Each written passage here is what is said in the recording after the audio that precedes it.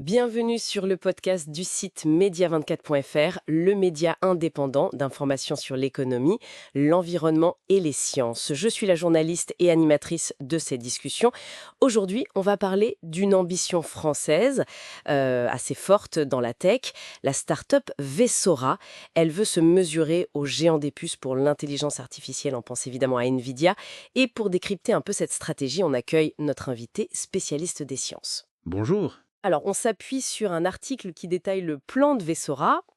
L'idée, c'est de comprendre comment cette jeune entreprise, fondée en 2015 par Khaled Malej, comment elle compte s'imposer, ou en tout cas exister, face aux acteurs déjà bien installés, surtout dans ce contexte où l'Europe cherche plus d'autonomie technologique.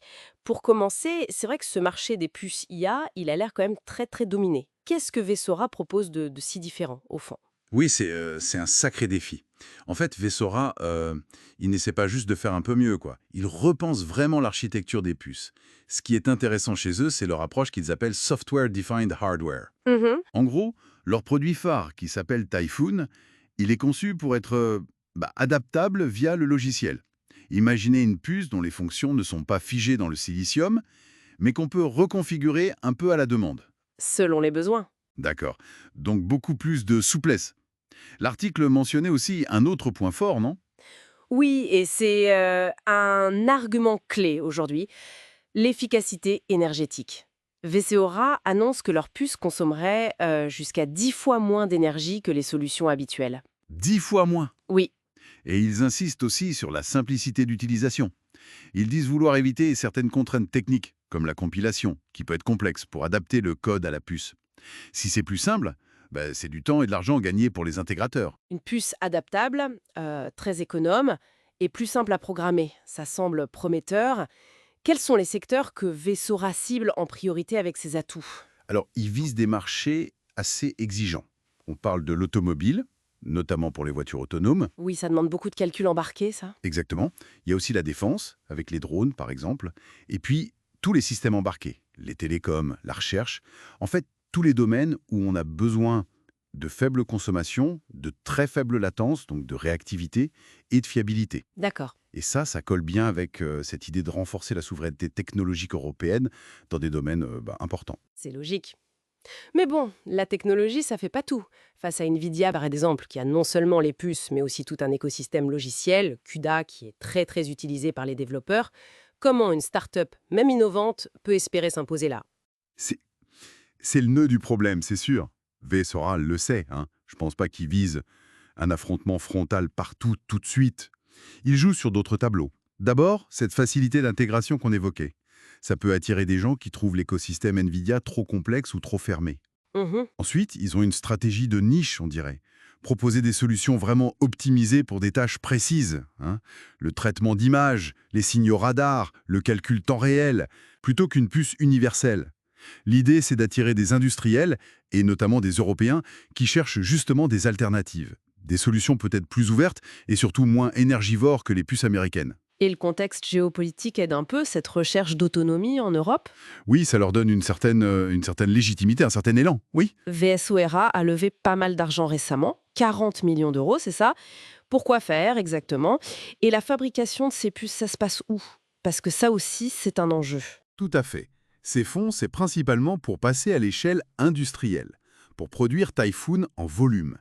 Mais ça pose la question, oui, délicate de la chaîne d'approvisionnement.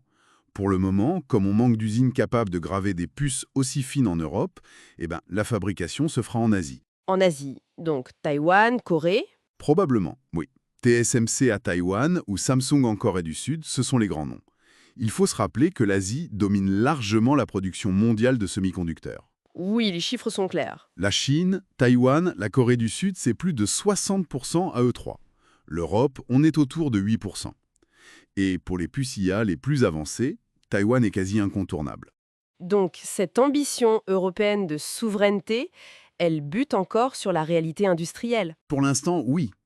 Mais l'objectif à terme, pour VSORA comme pour l'Europe avec le CHIPS Act, ce plan pour développer la production ici, Mhm, c'est bien de pouvoir rapatrier une partie de cette production. mhm. Mais ça prendra du temps. Alors, si on revient à la compétition, est-ce que c'est réaliste de penser que VSORA peut vraiment concurrencer Nvidia même à terme. Quel est l'enjeu réel pour cette start-up?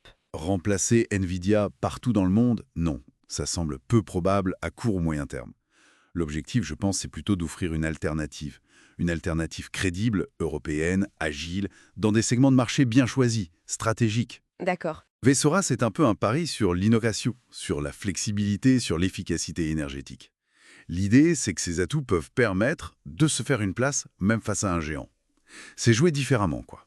Moins sur la puissance brute que sur l'optimisation. Bon, si on résume, VSora arrive avec une architecture de puce IA, Typhoon, qui se veut innovante, adaptable par logiciel, très sobre en énergie et plus simple à programmer. Elle cible des marchés pointus, importants pour l'Europe, en surfant un peu sur cette vague de recherche d'autonomie techno, même si pour l'instant la production reste un défi et dépend de l'Asie. C'est exactement ça. Et ça amène peut-être une question intéressante pour la suite. Dans cette course technologique, est-ce que finalement, l'agilité, la capacité à optimiser finement l'énergie et le calcul, ça ne va pas devenir aussi, voire plus, déterminant que la puissance brute elle-même? C'est peut-être là que des acteurs comme VSORA ont une vraie carte à jouer. Une réflexion intéressante pour finir. Merci pour votre écoute et retrouvez plus d'actualités sur media24.fr.